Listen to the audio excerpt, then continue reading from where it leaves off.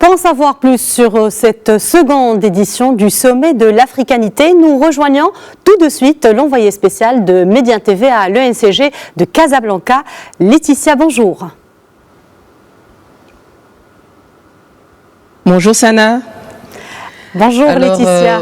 Nous sommes à la deuxième journée du Sommet de l'Africanité. Oui, voilà, aujourd'hui, nous sommes à la deuxième journée du Sommet de l'Africanité. La parole est donnée aujourd'hui aux femmes du continent africain, à des femmes africaines porteuses de projets. Parlez-nous de cette journée dédiée à la femme africaine. Effectivement, vous l'avez si bien dit, cette deuxième journée est consacrée à la femme africaine. La parole est donnée à la femme africaine et c'est une journée qui est spéciale pour nous, une journée exceptionnelle où nous avons pu écouter des témoignages poignants, des témoignages édifiants, des témoignages des partages d'expériences de femmes chercheurs, de femmes professeurs, de pharmaciennes, de migrantes, de présidentes d'associations. Et je peux citer pêle-mêle parmi ces femmes que nous avons écoutées en présentiel. Je peux citer pêle-mêle Doa Maguiley, qui est une jeune chercheuse de 26 ans. Elle vient du Gabon, elle a fait ses études ici au Maroc et elle a fini par ouvrir une entreprise ici au Maroc avec de gros clients comme par exemple Microsoft ou encore OVH. Et je peux citer également Yasmine Alaoui, qui est chercheuse en marketing international. Et nous avons également écouté le témoignage très poignant de cette dame qui s'occupe depuis 21 années des femmes migrantes, des enfants migrants sans parents, qui est Madame Yamta Hélène Mariam. Et elle est justement avec moi.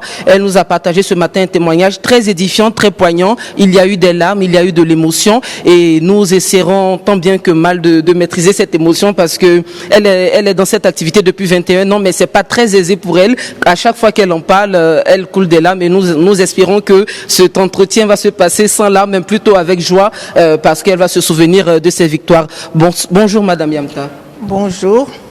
Oui, bonjour et merci à vous de me donner cette opportunité. D'accord. Alors, vous êtes aux côtés des migrants ici au Maroc depuis 21 ans, mais il faut dire que vous nous avez confié que vous avez étudié ici au Maroc. Vous avez fait de grandes études avec master et même peut-être doctorat, je pense. Mais pourquoi est-ce que vous avez laissé toutes ces études que vous avez faites pour vous consacrer à la situation de la femme migrante et de l'enfant migrant? Merci beaucoup. Pour moi, la femme, c'est le gage du développement.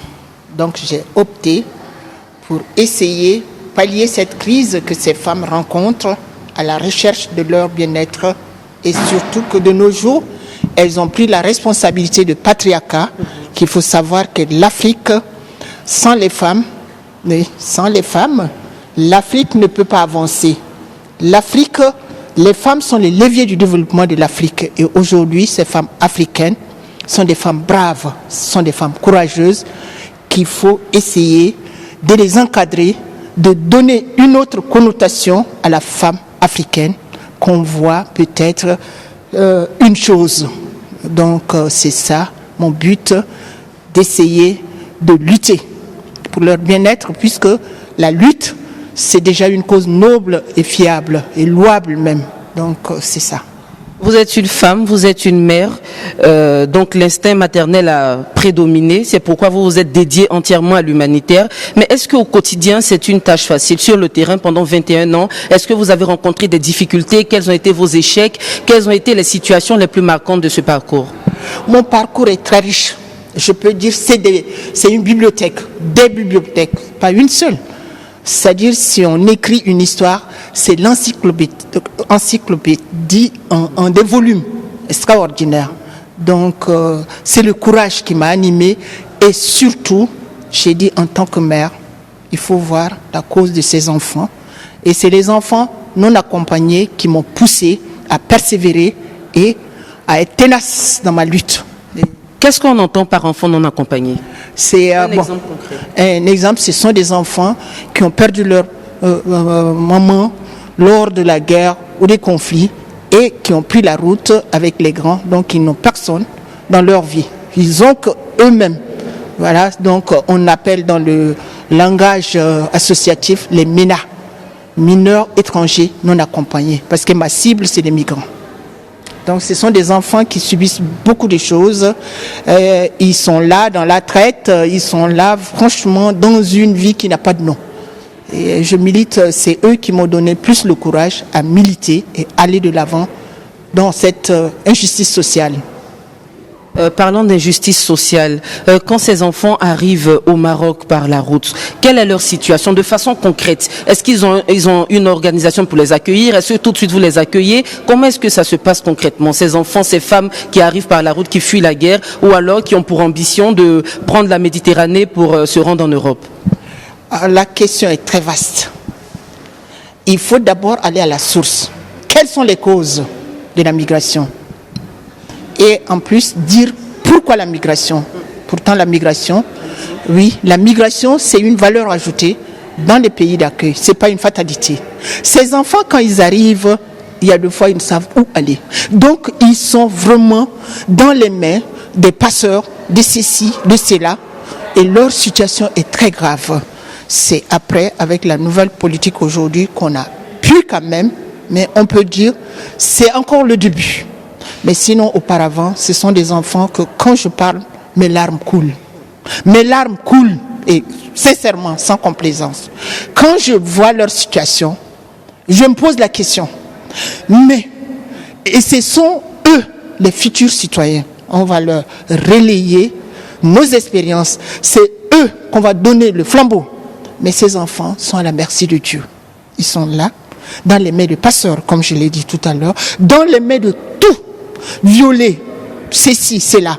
Quand vous les voyez dans la mendicité, la majorité qui sont là sont des gens qui sont en deçà, même de 17 ans. Oui, ce sont des mineurs, comme on le dit. J'ai eu un cas. Et aujourd'hui, pas un cas, mais des cas et des cas. Que ce soit les filles, elles se retrouvent avec des grossesses à partir de 15 ans, de 12 ans. Imaginez, un enfant qui vient de sortir aussi de ses jouets, il se retrouve avec des enfants, c'est pas un d'eux, de grossesse indésirée. Et vivre comment? Posez-vous la question. Comment ces enfants doivent se prendre en charge? Parce que la vie même, leur vie même quotidienne n'est pas facile. Elles subissent franchement des choses qu'on ne peut pas, qui n'a pas de nom. Ils ne sont pas scolarisés. La place de l'enfant, c'est où? C'est à l'école. C'est en 2014 ici que certains ont vu. Mais posez-vous la question, ceux qui n'ont pas des papiers administratifs, comment les scolariser? Et ceux qui sont là, qu'on les viole, comment ils peuvent se défendre? Je parle en général des mineurs qui englobent aussi les filles. Alors, il faut que cette Afrique, qui est notre mère, qui est notre continent, on doit s'interpeller et travailler en synergie pour le sort de cette migration qu'on voit peut-être des choses derrière. Et pourtant, la migration, c'est une valeur ajoutée comme l'interculturalité, donc échange des cultures. Il y a aussi le transfert de l'argent de ces migrants. On dit qu'elle est non contraignante, mais qu'on voit aussi les valeurs ajoutées que ces pays d'accueil reçoivent. Voilà. Il y a aussi plein de choses qui se passent dans cette migration. Comme je l'ai dit, j'ai eu des frustrations, j'ai eu des indignations, j'ai eu tas de monde, mais ma ténacité est là. Vouloir c'est pouvoir, et la liberté naît de son courage. Alors j'encourage, et tant que je ne suis pas morte, je continuerai toujours cette lutte. Voilà, pour dire à l'Afrique que l'Afrique doit se ressaisir et voir cette richesse qu'est la jeunesse. Merci à vous, Madame Yamta Mariam. Je rappelle que vous êtes à la tête d'une association qui œuvre pour la situation de la femme et de l'enfant migrant ici au Maroc. Et en attendant que cette synergie soit créée, vous battez pour insérer ces enfants qui ont besoin d'aller à l'école et ces femmes qui ont besoin d'être autonomes. Merci. Leur intégration surtout. Merci d'avoir répondu à nos questions. Alors, Sana, je rappelle que la journée de la femme au sein du sommet de l'africanité va prendre fin aujourd'hui, se poursuit cet après-midi, mais va prendre fin aujourd'hui. Et nous aurons des intervenants, plus de 100 intervenantes qui sont présentes sur place, mais également qui seront en distanciel. Merci Sana, à vous l'antenne. Merci Laetitia et Vendée, envoyée spéciale Média TV pour toutes ces précisions. Je rappelle que le sommet de l'africanité se tient à Casablanca du 5 au 7 avril.